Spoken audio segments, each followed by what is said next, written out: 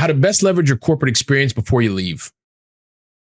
Today's conversation is sponsored by the Billy Keels Advisory Program. If you want to learn more about how to make your 9-to-5 optional, just go to billykeels.com/advising. Once again, that's billykeels.com/advising. How to best leverage your corporate experience before you leave is an episode that is, well, it's going to help you to understand how you can actually be the best corporate employee you can possibly be, overperform, and at the same time, be able to make the most of your experience before you leave, whenever you decide that is, because that's the whole point of having an optionality based corporate career, because you're doing it because you want to and you decide. And even if it's decided for you, guess what? It won't really matter because you've already done the work. But here's the thing. There is a way to best leverage your corporate experience even before you leave. And the reason that I know this is because I lived it. Believe it or not. Yep, I lived it. And so the whole thing is, like, I was enjoying my corporate role and I had a very, very happy, fulfilling 26-year corporate career. And I even got to the point, and I've talked about it before, right from the beginning. I'm going to hit you with a different episode, 466. I talked about how my own personal powerful addiction to the benefits made me settle for many, many years. And the thing is, it's okay when you have great benefits. The benefits is fantastic and are fantastic.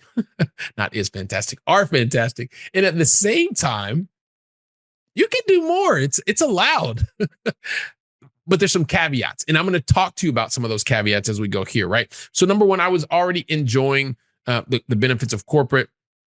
And as I mentioned in other episodes before, like, I was not even thinking about other options outside of corporate, because corporate was giving me everything that I felt that I didn't have when I was growing up in terms of financial security, nice cars, extra, expense accounts and all this other kind of cool stuff.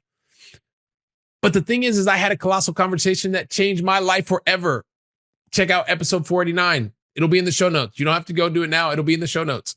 But when I had that conversation, it made me realize, like, because I wasn't thinking of other options, this opened my eyes to something else. I started now having a POC, a proof of concept.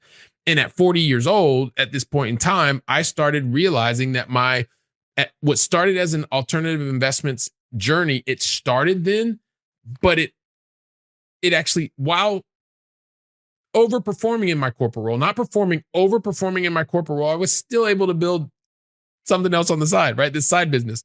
Because the thing is, in more than anything else, and like, really, really understand me, especially if you've been listening for a while, like, I really, really wanted to protect the security that I had from my corporate role, because it gave me so much. And, like, forefront of my mind, protect this role. Don't do anything to put this role at risk. Working for an awesome company, major player, market leading company, and making more money than I should have. And so I didn't really ever want to put that at risk.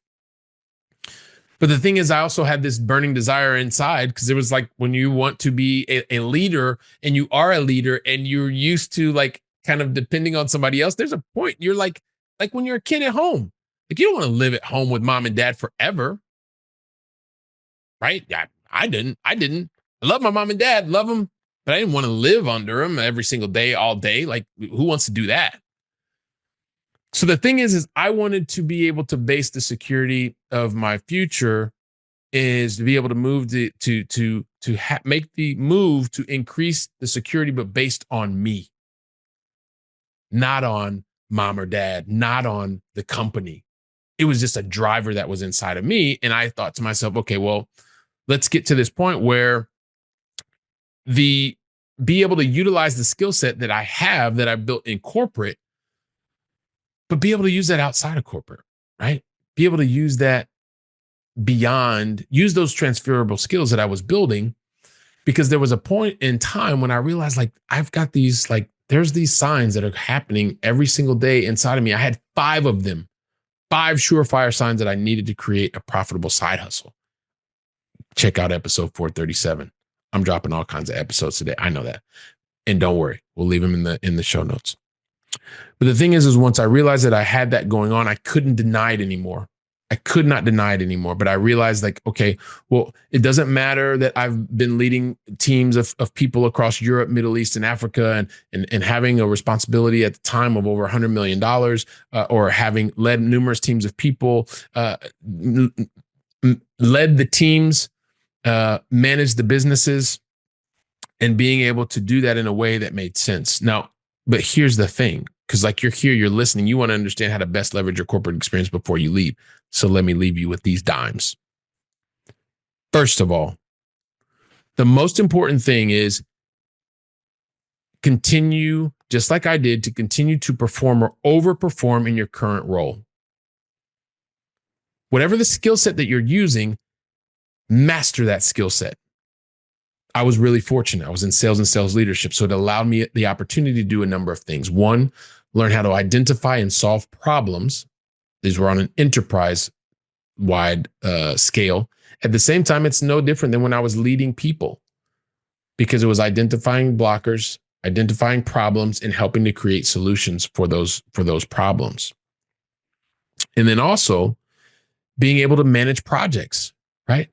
Having an end game in mind and being able to manage it from the end game back to where we were today. So these transferable skills, just giving you those ideas, I was then able to leverage those, perfecting those, mastering those while I was in corporate. And then I started seeing right away, because those unique opportunities that I was creating, my unique concept that I was focused on, I could use those same skills, literally the same skills that I had mastered during corporate, to help to accelerate getting to crafting the unique concept that started to then generate the revenue necessary to create and make my 9 to 9 optional. If you need help with that, go check out the previous episode 490. It'll help you understand how you can create and attract future opportunities. But the whole point is, when you start to create time for your passion project and it takes a life of its own, you're using the same transferable skills that you are mastering and using in your day today, right? And then I got to a point, and this is really important, because when you put systems in place, you begin to master the role that you have. So I got to a point where I was able to even set my corporate role on cruise control. What do I mean by that? It doesn't mean I abandoned it. But just like when it's cruise control, you're there, but you're not doing a lot of the hard lifting and the heavy lifting. You're in the car. You're making sure that it's not going off course. But guess what? The cruise control pedal is already down. You've already figured that out. It's another skill set. You get the maximum amount of output for the correct amount of input in your corporate role, right? Because that's part of the experience. And what that means is you're always going to be in this constant state of conflict, just like I was. I only knew 200% to do 200% to be able to get 225% output, 260% output, made for one heck of a paycheck. Until the tax person put their hand in my pocket. That's a whole different story. We won't go there. Not going to go there. Not going to go there. But the thing is when you start realizing it doesn't have to be 200%, you're an overachiever. If you weren't, you wouldn't be here. You wouldn't be listening. But the thing is, instead of 200%, why not do 125%? Or why not even do 100% still to get 160% output against the metric that the role that you are currently in is measured? Do 100% to get 160% output. Do 140% or 130% to get 190 or 200%. Do you really need to go to 200% of your time, energy, and effort to move the needle that much? I don't know. I just leave it with you there. That's a constant conflict that's going to happen. It happened to me for a really, really long time. Like I said, it took me 10 years. 6 of them, it was like building. The last 4, my role was optional, and I really liked it. I still went to Hawaii. I still was in the top talent program, and I was a really, really, really valuable individual contributor. I didn't have to lead any people anymore. I didn't manage any more businesses. I was just responsible for me. But guess what? Those same transferable skills that I'd learned in leadership, that I learned in project management, that I'd learned in solving problems, they all stayed with me. And I used them every single day that I was in corporate. And guess what? They were accelerators for me to build a business outside of that. And that's why I'm sharing this with you, because I want the same thing for you.